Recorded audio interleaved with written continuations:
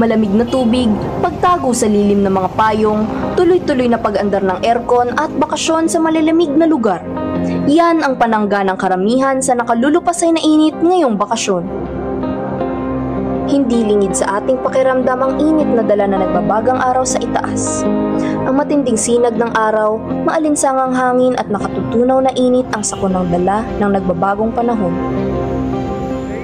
Level na naman ang damang init sa ilang lugar kahit ayon sa Pag-asa, posibleng tumaas pa ang init na mararamdaman ng katawan pagdating ng Mayo. Ang peak ng dry season.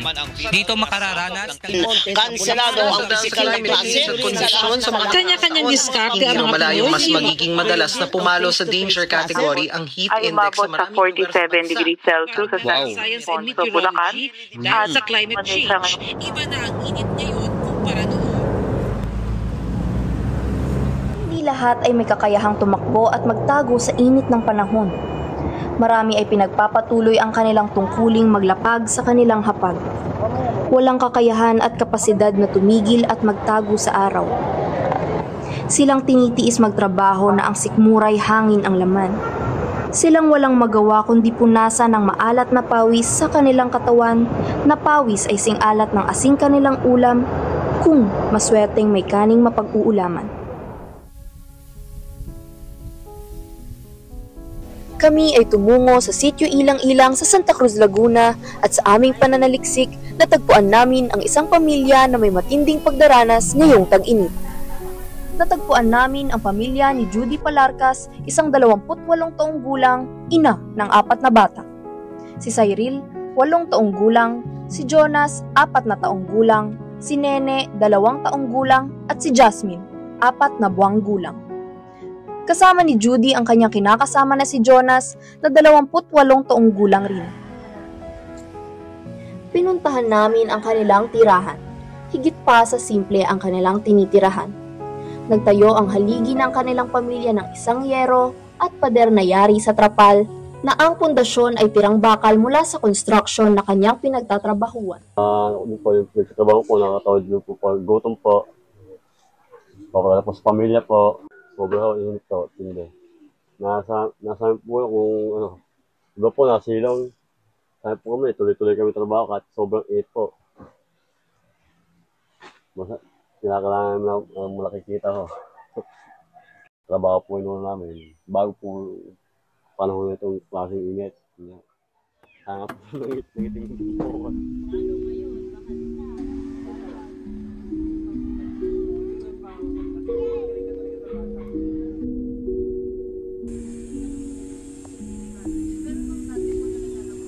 Hindi ko po nakatali po ang mga parlina po. Kasi pag nagbuhog yun po yan, tinatali ko po. Dati po, dito ko muna namin box po. Mababa. Yung naramdaman namin init, gawa ng bata po, ilipat po namin dito, nawa po sa mga anak ko. Init po talaga, sobra talaga init po. Sa silong ng kanilang bubong, sila'y babad sa init. Sa lupang may sapin sila natutulog habang ang mga bato sa tabi ginagamit na kalan para sa kakarampot na pagkain. Maliliit pa lang kami, nagtitinda na kami. Saan po kayo naglalako? Dito lang din? Diyan lang din. Kahit saan makarating. Kahit nga sa Sunstar Mall. Sa Star Mall? Makarating kami doon. Layo. Minsan nga pinapakyaw pagka marami kang tinda na. Buti naman po, napapakyaw. Yung bus mismo yung pumapakyaw. Bus?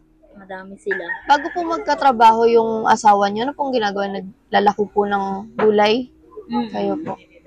Saan niyo po kinukuha yung mga gulay-gulay na binibenta niyo? Sa tabing ilog. Sa tabing ilog? Katulad niyan, mainit. Wala, yan, patay.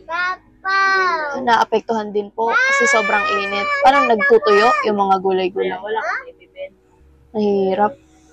Makikita mo, ulubot na yun. Oo nga po. Pag ganun po, hindi nyo na nabebenta. Hindi. Pagka tag-ulan yun. Mas maganda. Pag tag-ulan? Nakakuha ka ng gulay. Hindi naman kami nahango ng gulay. Diyan talaga sa ilog. Sa ilog nyo lang po talaga kinukuha. Sila po, yung iba nyo pong anak nagkakasakit. Katulad na nagsuka tae. Dala na rin nyo sa init din. Gusto mo pagkain ka lang kahit wala kang hawak. Naranasan niyo po ba na habang umuulan, nagpipitas kayo ng mga paninda niyo?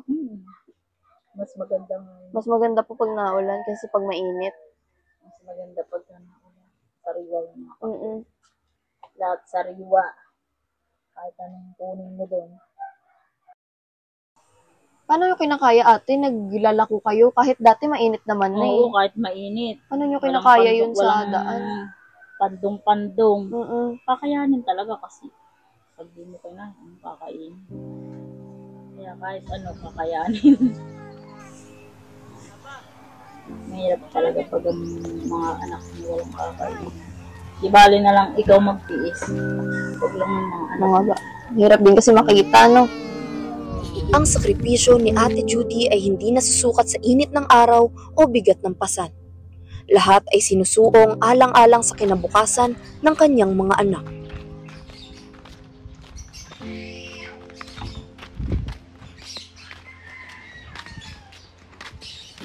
Habang si Cyril bilang panganay nagsusumikap magtinda ng gulay para maipangtustos sa araw-araw.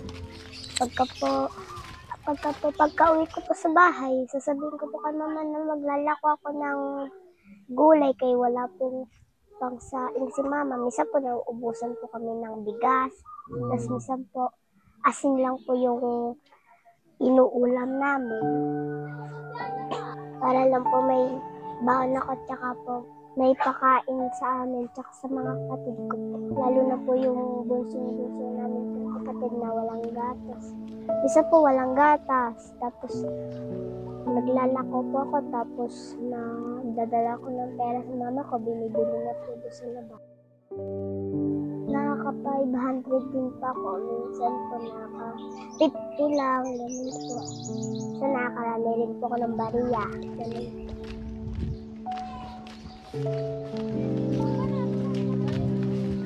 Sa kanilang tinitirahan, poso ang gamit nilang pangkuha ng tubig.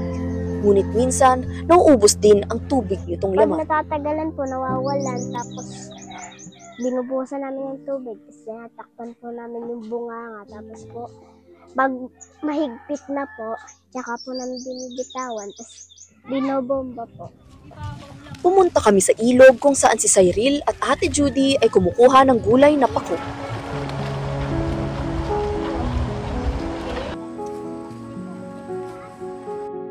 Presko, malinaw ang tubig, masimoy ang hangin.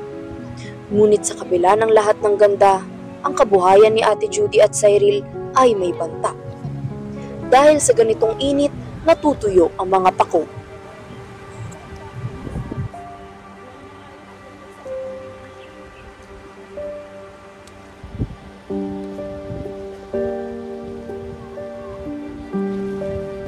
Walang sinasanto ang init sa nararanasan ngayon sa Pilipinas, ngunit lagit-laging talo ang may hirap kung ang kanilang mismong hanap buhay ay pinupuntirya ng init na dala ng marahas na paggamit sa kalikasan ng tao.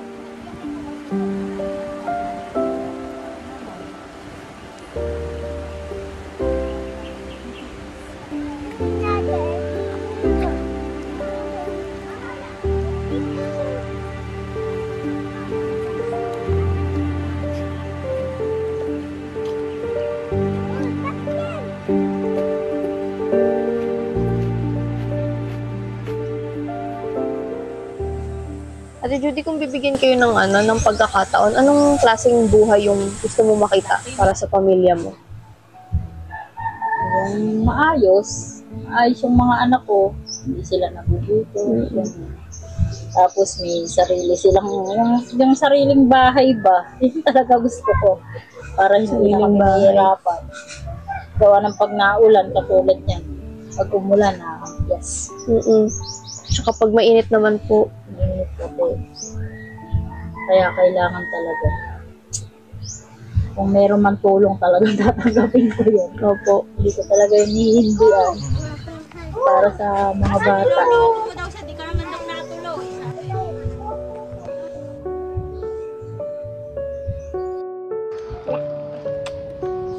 Sa kabila ng mga pagsubok, si Cyril ay may pangarap na pinanghahawakan. Isang pag-asang hindi lamang para sa kanya, kundi para sa kanyang pamilya. gusto niya maging isang doktor. Yung pangarap mo maging paglaki mo? Doktor po. Bakit? Para po makatulak sa pamilya ko. Paangat ko po yung pamilya ko kasi malaki naman po yung sahod doon. Lagi po ko magpapadala sa kanila kahit po sinasabi nila na may kailangan sila, pinapadalan ko po sila. Kailangan po kasi may problema rin po kahit nasa trabaho ako. Tapos may problema rin po yung nanay ko. Tapos papadalan ko na lang po kahit magkano. Ngayon, nakaranas po kami ng hirap. Kaya ko po ibigay sa pamilya kahit anong hilingin nila po sa akin.